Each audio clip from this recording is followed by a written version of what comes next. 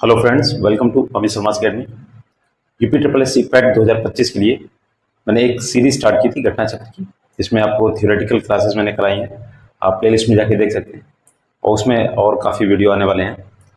तो आप लोगों को गवर्नमेंट की PYQ कराई जितना भी प्रीवियस ईयर क्वेश्चन हैं, तो ये वीडियो उन्हीं के लिए और ये सीरीज़ रहेगी पूरी।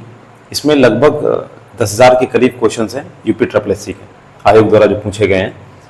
10,000 से ज़्यादा ही होंगे, आपको मैं दिखा देता हूँ।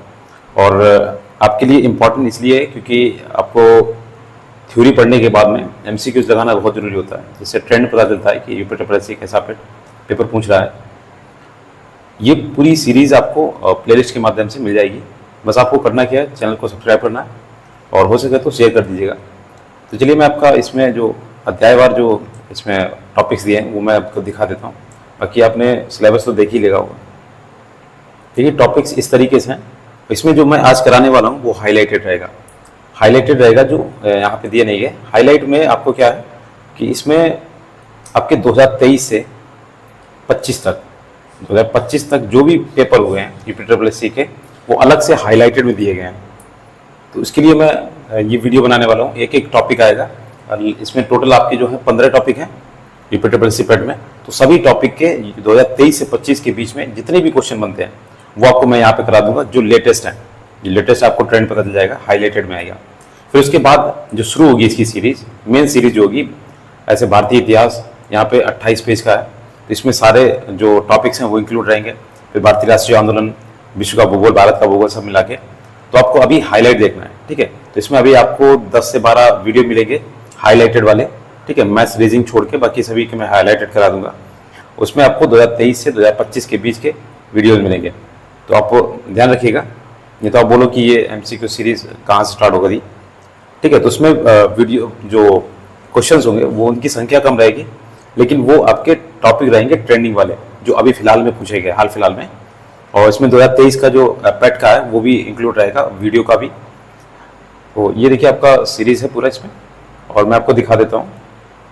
और टॉपिक्स इसमें जो क्वेश्चंस हैं वो कहाँ कहाँ से आए देखिएगा। ये पैट का जो सिलेबस है, अगर आपने नहीं देखा तो देख लीजिएगा, बाकी मैं टेलीग्राम पे अपडेट कर दूंगा।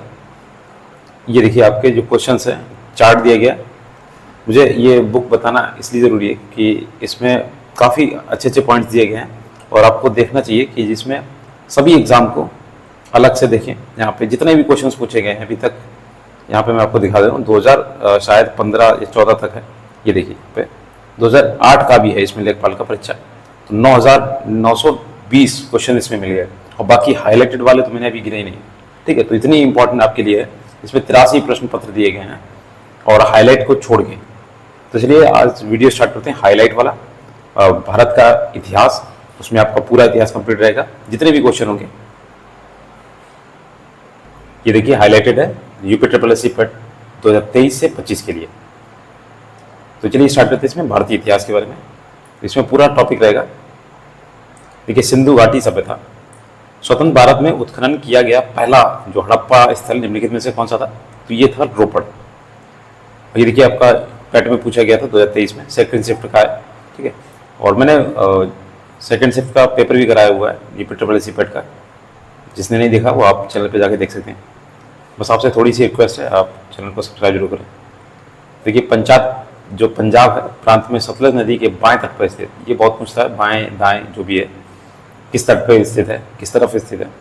तो बाएं तट पर स्थित रोपड़ हड़प्पा स्थल भारत का ऐसा संदर्भ स्थल है जहां स्वतंत्रता प्राप्ति के पश्चात सर्वप्रथम उत्खनन किया गया था।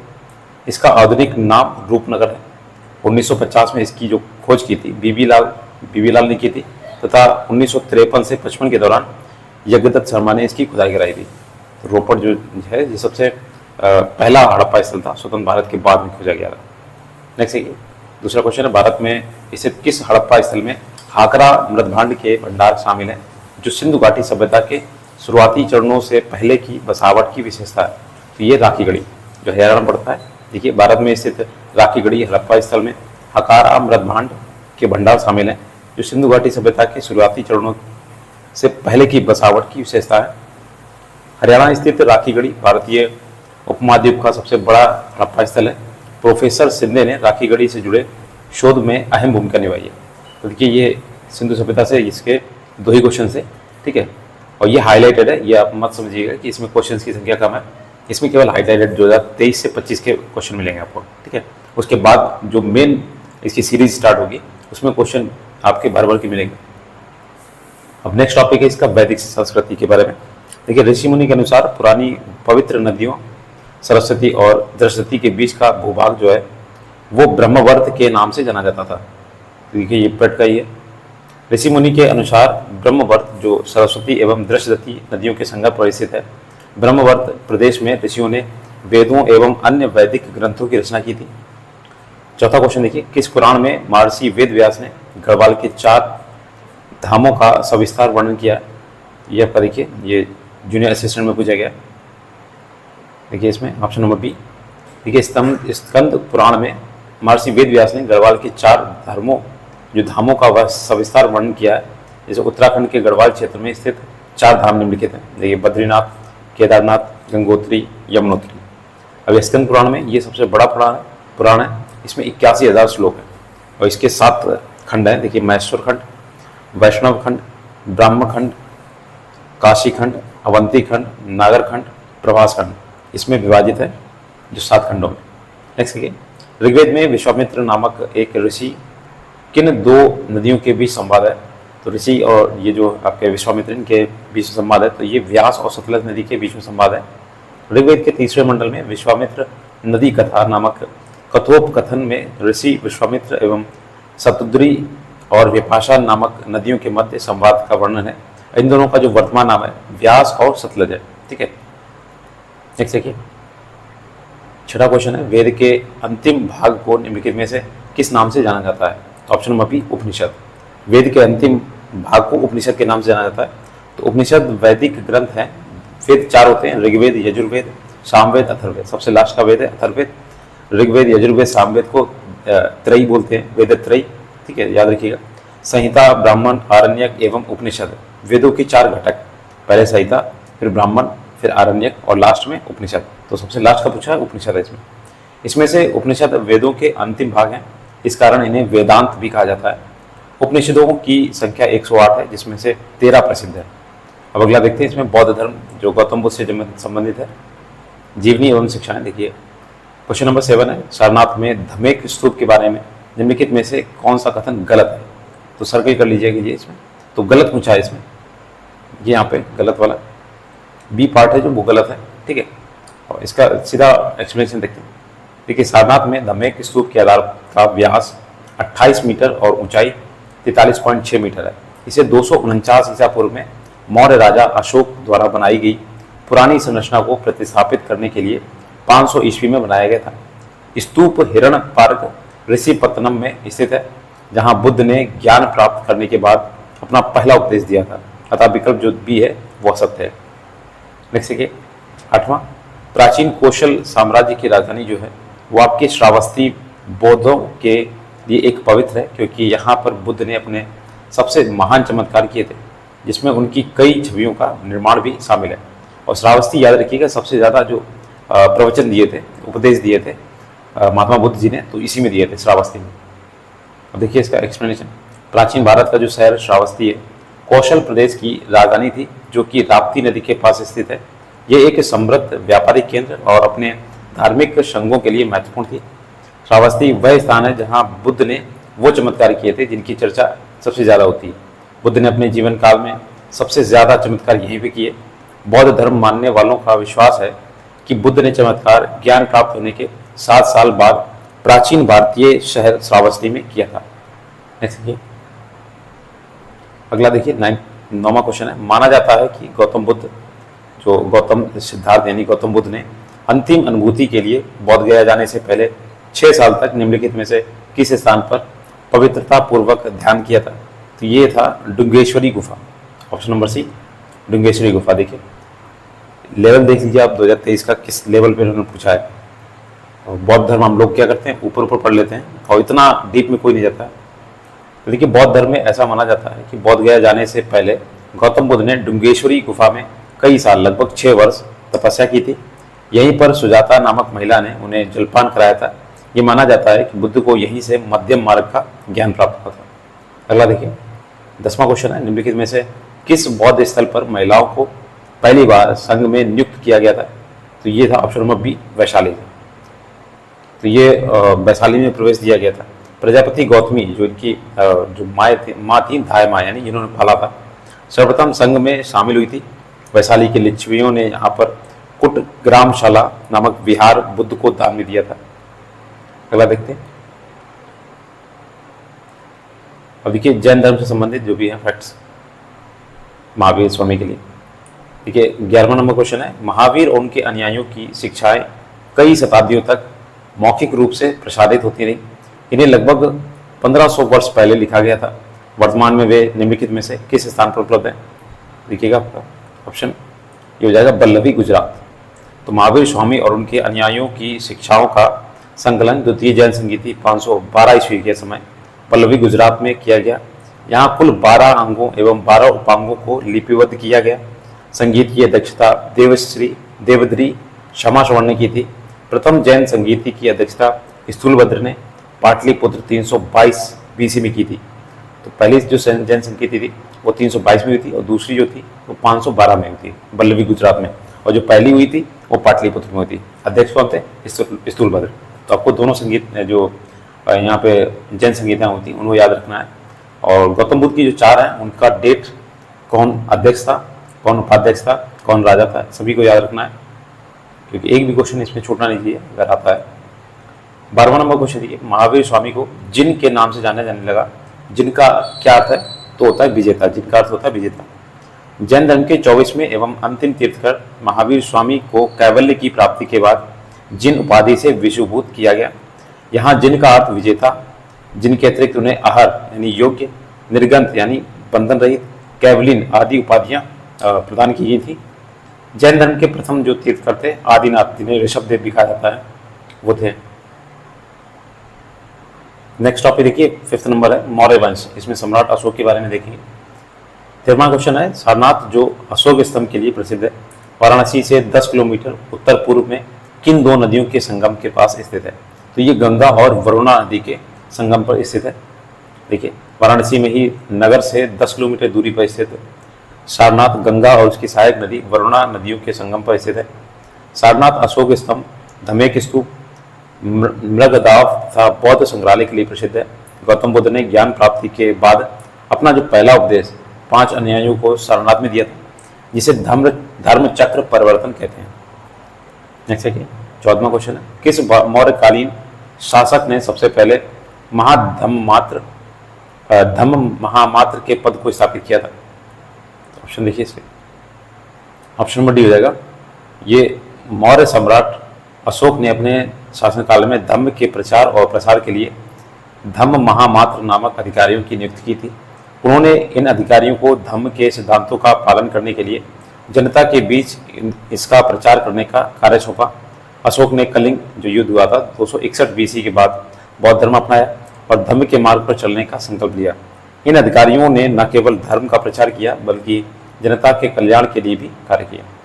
नेक्स्ट देखिए 15 नंबर क्वेश्चन है, जैसा कि अशोक के शिलालेख में उल्लेख किया गया है, मौर्य साम्राज्य में राजधानी पाटलिपुत्र और अन्य 4 प्रांतीय केंद्रों सहित 5 प्रमुख राजनीतिक केंद्र थे। निम्नलिखित में से कौन सा प्रांतीय केंद्र नहीं था? इसमें नहीं पूछा गया, तो ऑप्शन नंबर ये जगह इंद्रप्रस्थ नहीं था। देखिए इसमें मौर्य साम्राज्य जो था वो 5 प्रांतों में विभक्त था।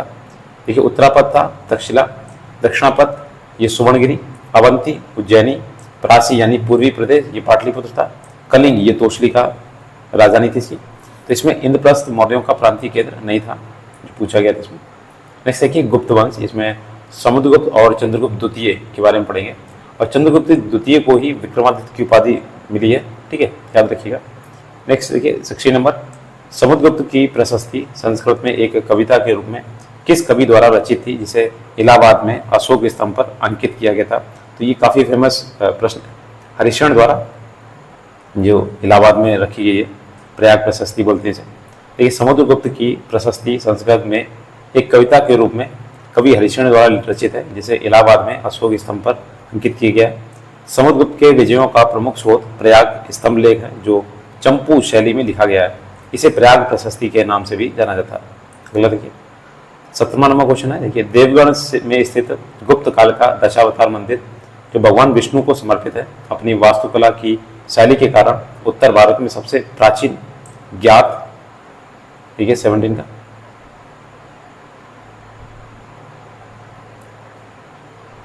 जो आपके पंचायतन शैली जो है यहाँ पे प्रसिद्ध है। देखिए उत्तर प्रदेश के ललितपुर जिले में देवगढ़ में स्थित दशावतार मंदिर उत्तर भारत में स्थित सबसे प्राचीन पंचायतन मंदिर निर्माण शैली से निर्मित है। भगवान विष्णु को समर्पित यह मंदिर गुप्त काल में निर्मित है। पंचायतन शैली के मंदिरों में मुख्य मंदिर 4 सहायक मंदिरों से घिरा होता है। पंचायतन शैली में निर्मित अन्य मंदिर जैसे उदयपुर का जगदीश मंदिर, खजुराहो का लक्ष्मण मंदिर, कंदरिया महादेव का मंदिर तथा भुवनेश्वर का ब्रह्मदेव मंदिर। अगला देखिए 7 नंबर है हर्षवर्धन। ठीक है 18 नंबर क्वेश्चन है, चीनी यात्री हैंगसॉन द्वारा निम्नलिखित में से किस स्थान की यात्रा का ऐतिहासिक संदर्भ नहीं मिलता है? तो ऑप्शन नंबर ए मकरपुर। देखिए मैंने इसके थियोरेटिकल क्लास करा दी, आप एक बार जाके चैनल पे देख लीजिएगा। हैंगसॉन्ग एक प्राचीन जो प्रसिद्ध चीनी बौद्ध भिक्षु था। यह हर्षवर्धन के शासनकाल में भारत आया। वह भारत में 16 वर्षों तक अपने रहा था यहाँ पे, और अपनी पुस्तक सीयूकी में अपनी यात्रा तथा तत्कालीन भारत का विवरण दिया। हैंगसॉन्ग ने अपने यात्रा वृत्तांत में उत्तराखंड को ब्रह्मपुत्र तथा हरिद्वार को मयूली यानी मायापुरी नाम से वर्णित किया तथा हैंगसॉन्ग के यात्रा वृत्तांत में मकरपुर का ऐतिहासिक संदर्भ नहीं मिलता है। अगला देखिए 19 नंबर है, राजा हर्षवर्धन जिन्होंने लगभग 606 से लेकर 647 ईस्वी तक शासन किया, उनकी राजधानी निम्नलिखित में से किस स्थान पर थी? तो ऑप्शन नंबर ये सी हो जाएगा, कानिकुब्ज कन्नौज। इसकी भी मैंने वीडियोज अपलोड किए हैं, जो थियोरेटिकल क्लास है, आपको पढ़ना बहुत ज़रूरी है, उसके बाद ही आप MCQ लगाइएगा, तभी आपको समझ में आएगा। देखिए राजा हर्षवर्धन जिन्होंने 606 से लेकर 647 ईस्वी तक शासन किया, उनकी राजधानी कानिकुब्ज कन्नौज के स्थान पर थी।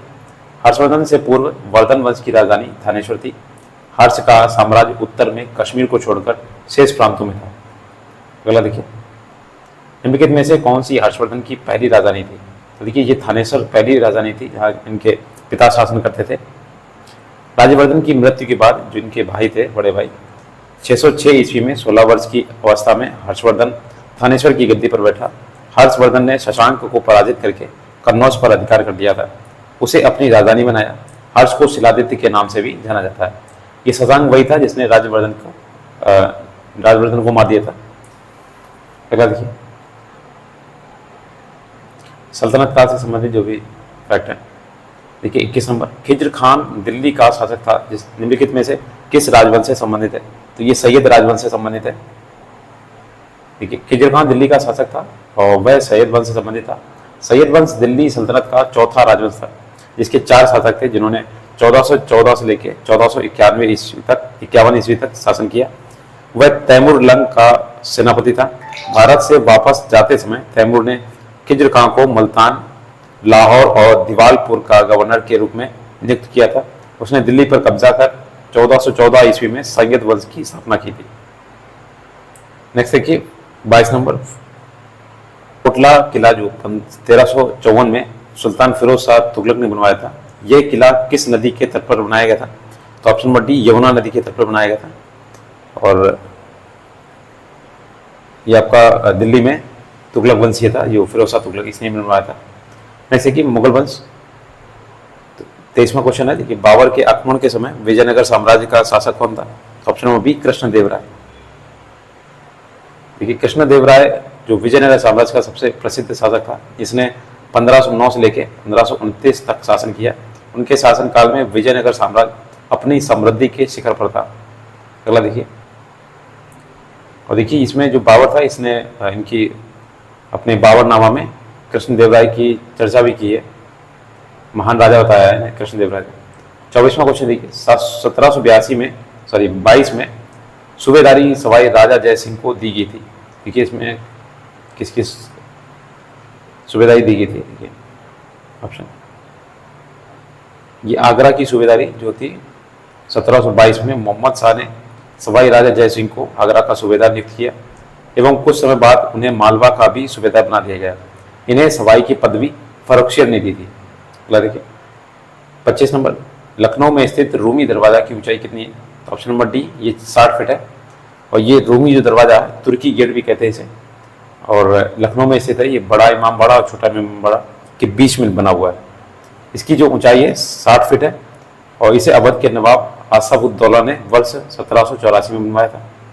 नेक्स्ट देखिए, अकबरनामा का जो तीसरा खंड है अकबर के प्रशासन, घर, सेना, राजस्व और उसके साम्राज्य के भूगोल से संबंधित है, जिसे आईने अकबरी के नाम से भी जाना जाता है।